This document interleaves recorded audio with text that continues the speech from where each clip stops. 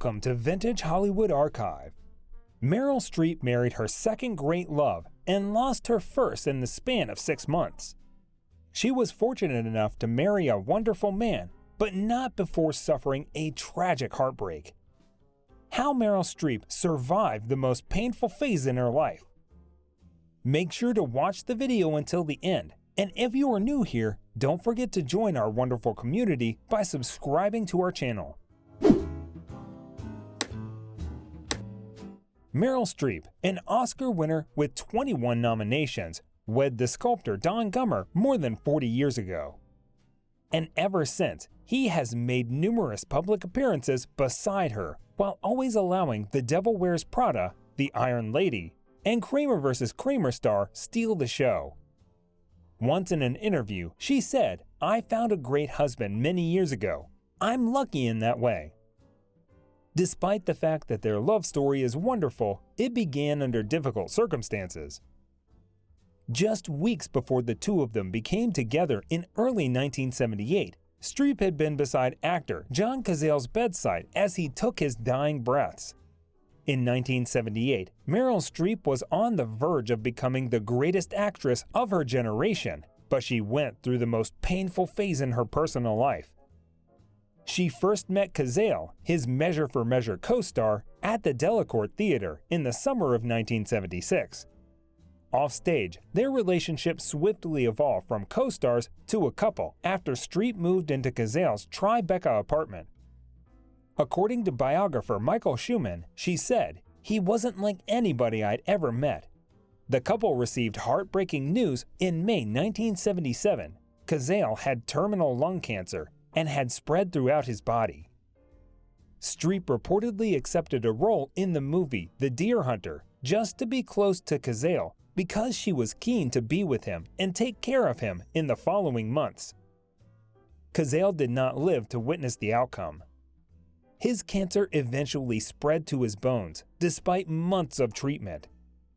On March 12, 1978, the actor passed away at Memorial Sloan Kettering in New York. Watch this video till the end to know how wonderful she was.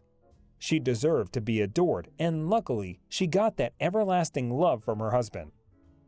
M.E. Streep, Mary Louise Streep, better known by her stage name Marilyn Streep, is an American actress who is renowned for her deft acting skills, command of multiple accents, and subtly expressive features. She was born to Mary Wolfe and Harry William Streep Jr. on June 22, 1949 in New Jersey, United States.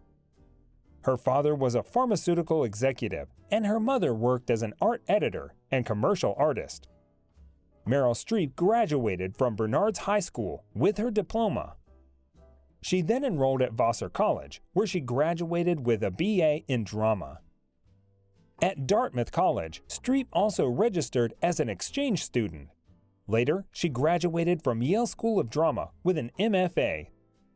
Streep made her stage debut while a student at Yale, appearing in several plays.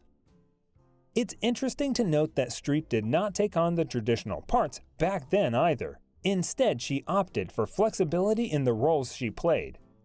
In her early years, Meryl Streep worked as an actor in various plays in New York and New Jersey. She participated in several shows, including the Henry V., The Taming of the Shrew, and Measure for Measure performances at the New York Shakespeare Festival. She even had a role in the Broadway production of Happy End. The following time Streep appeared on stage was in the 1976 Broadway triple bill of Anton Chekhov's The Cherry Orchard, Arthur Miller's A Memory of Two Mondays, and Tennessee Williams' 27 Wagons Full of Cotton. Streep first appeared on the big screen in 1977, playing a minor but crucial role in the movie Julia.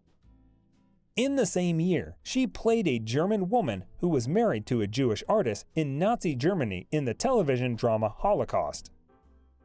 Streep earned immense fame for her performance during the Holocaust. She was even given the Primetime Emmy Award for Outstanding Lead Actress in a Miniseries or Movies for the performance. Streep appeared in yet another small role in the 1978 film Deer Hunter. However, the film was a huge smash and awarded Streep her first ever nomination for an Academy Award. In 1978, Meryl Streep was on the point of surpassing all other actors of her generation.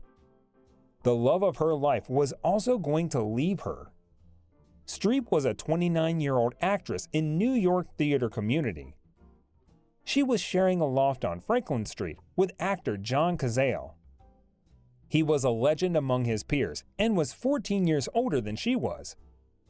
When they were cast opposite one another in Measure for Measure in Central Park in 1976, Cazale and Streep got to know one another. Cazale wasn't quite a star yet, but there was something rare about him that caught the attention of the great directors of the era. He had a peculiar appearance that was perfect for the misfits in 1970s movies: an attenuated frame, a high forehead, a protruding nose, a glum expression, and dark eyes. Instantaneously, Streep fell in love. To Cazale, the same thing happened. She declared later, "I had never met anyone like him."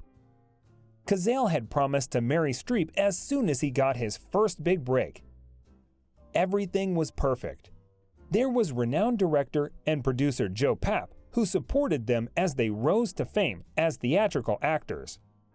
Cazale was the lead actor in a performance of Agamemnon in May 1977 at London Center in New York City.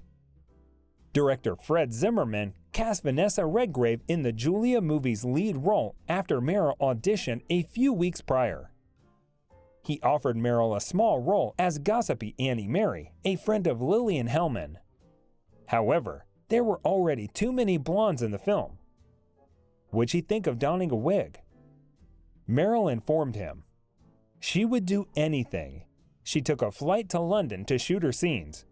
She was working for the first time with Jane Fonda and Vanessa Redgrave, no less. Meryl and John were both in rehearsals for different Broadway productions by the end of April 1977. She would be the lead in Happy End in May, while he would be Agamemnon's title character, 20 blocks to the north. They would have Franklin Street's cobblestone during the day. They would have Broadway's lights at night. There was only one issue. John Cazale was spitting blood up in his cough. Apparently, there was something seriously wrong with John. Meryl and John were sitting in Dr. Hizig's office after several exhausting days. They got the devastating news that John had advanced lung cancer and needed to begin radiation treatment right now. John ceased speaking. So did Meryl for a split second. But she never gave up easily and was definitely not the type to give in to hopelessness. At that very moment, Marilyn found a tremendous reservoir of tenacity, and she made the decision that John would live in her eyes. She looked at him and said, "So, where should we go for dinner?" Meryl and John were preparing for their next move, one that was entirely focused on acting and had nothing to do with radiation or doctors. The acting was what initially brought them together. They would appear in a film together. De Niro and director Michael Cimino started looking for performers to fill out the cast of The Deer Hunter. Meryl Streep received the offer to play Linda after De Niro saw her in The Cherry Orchard. Linda is a supermarket checker who is torn between De Niro's character, Michael, and her engagement to Nick, who is portrayed by Christopher Walken. She had persuaded herself she wasn't an ingenue and that movies weren't among her top goals. Later, she recalled, "They wanted a girl between two boys, and I was that girl." However, The Deer Hunter had another appeal that outweighed her typecasting worries because John Cazale played Stanley, a steelworker, in the movie. Meryl kept a close eye on John on the set to make sure he didn't push himself too far. He was frail, and it was obvious. The radiation technician had made a tiny tattooed mark on his chest beneath his plaid shirt that resembled the crosshairs of a hunting rifle scope. The majority of the cast was aware of his condition, but they didn't really discuss it. The couple would squeeze in some private time whenever they could. Their brains were huddled together. They walked side by side. They appeared content. However, every now and then, you would notice the intense glance they would exchange. Meryl only wanted to be with John, but she was being pulled in two different directions by fate. The first is his arduous path to recovery. The other was show business, where her popularity was rising. The 9-hour television series Holocaust was her next endeavor. Meryl chose the position only for financial gain. Since neither of them knew when John would be ready to work again after The Deer Hunter, she had been quietly assisting with his medical bills. When the time came, John was simply too frail to accompany her on her filming trip to Austria as she had anticipated. 2.5 dreary months were spent on the shot. Meryl counted down the minutes during her final few weeks on set. John limped back to New York when she arrived. He had never been in worse condition. For several times, nobody saw Meryl. John wasn't seen either. Parts were offered and then rejected. When friends called the loft, Meryl would answer, "He's really ready to go to sleep at the moment. Maybe another time." The medical professionals at Memorial Sloan Kettering Cancer Center observed John's unflappable companion during their visits. When a physician remarked on her particular beauty, John said that she was a prime example of nature at its best. One that I want to see for as long as I can. Everyone was convinced by her resolution. Couldn't they see that she was acting passionately? In her letter to Bobby Lewis, her acting professor at Yale, "My beau is gravely ill and sometimes, like now, is in the hospital. He receives really good care, and while I try to avoid wringing my hands, I am constantly anxious and trying to appear upbeat, which is more draining psychologically, physically, and emotionally than any work I've ever done. Thank God I haven't worked since October. Otherwise, I don't know how I would have made it." John's lung cancer had spread to his bones, and Meryl blamed the treatment for his deteriorating health. The only role she had time for just now was a nurse. The details of her own life seemed unimportant.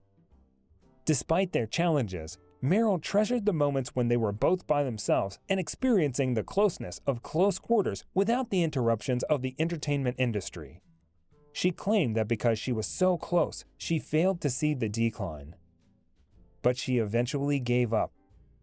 It was the day John Cazale made his final move into Memorial Sloan Kettering. But she gave him immense hope nonetheless. John appeared to shrink into his clean, white bed as Meryl stayed on guard around the clock in the hospital. She gave him the only medication she possessed to lift his spirits: performance. She filled the room with comedic voices as she read him the sports pages in Warner's fast-paced style. "Let's head to the tape player, Wolf." When friends dropped by, they observed Meryl's strength rather than her exhaustion. On March 12, 1978, at around 3 in the morning, John closed his eyes. The doctor declared he's passed away. Meryl, however, wasn't prepared to hear it or even believe it. According to some accounts, what transpired next represented the fulfillment of every steadfast dream Meryl had maintained throughout the previous 10 months. John opened his eyes for a brief, unsettling moment as she slammed her head on his chest while sobbing. "It's all right, Meryl," he said in a weak voice. "It's all right." What drew him back exactly? A last-minute blood influx to the brain? Her sheer willpower? Whatever it was, it merely persisted for a few milliseconds. John Cazale then slid his eyes shut once more. He was 42 years old. Meryl called his brother Stefan. "John has left," she informed him. "Oh God," murmured Stefan. She started crying. "I tried." After Cazale passed away, Streep's brother Harry arrived to help her pack up, and he brought over his friend Don Gummer, who lived nearby and had only ever briefly met Streep once or twice. Gummer asked the bereaved actress to stay in his Soho apartment while he was away because he planned to travel abroad. The two maintained their correspondence through letters that got more serious over time. Streep wasn't sure if she was ready for a new relationship, but a widowed friend urged her to get to know Gummer and decided for herself if she liked him. Streep, who was filming Kramer vs. Kramer at the time, ended up living at Gummer's loft when he came back. The couple was married on September 30th, 1978, which was 6 months later. The wedding took place in Streep's parents' Masons Island, Connecticut residence. Streep and Gummer have welcomed 4 kids, Henry, Mammy, Grace, and Louisa, in the years since. While Henry is a musician and Louisa is a model, Mammy and Grace have followed their mother's footsteps and become actresses.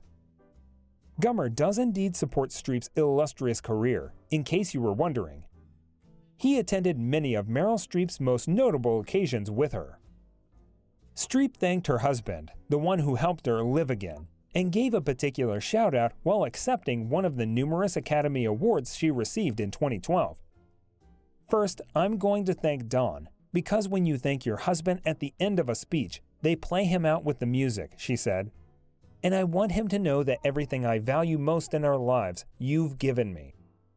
Longtime residents of Connecticut, Gummer and Streep's family moved back to New York almost a decade ago, after their 4 children left for college.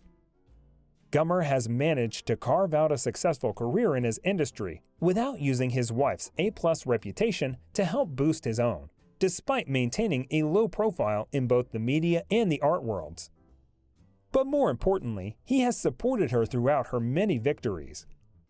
And having a wife as beloved as Meryl Streep increases your chances of success. You can't deny the fact that she truly deserved all the love and support she ever received from her husband. Can you? Share your thoughts in the comment section below. If you liked this video, give it a thumbs up and don't forget to subscribe to our channel. Love is not easy, and many of us make the mistake of not appreciating it when we can. Clark Gable has a lot to say about this. Carol Lombard and Clark Gable's love was ruined by a flip of a coin. Watch this video. Prepare yourself for Hollywood's most heartbreaking love story.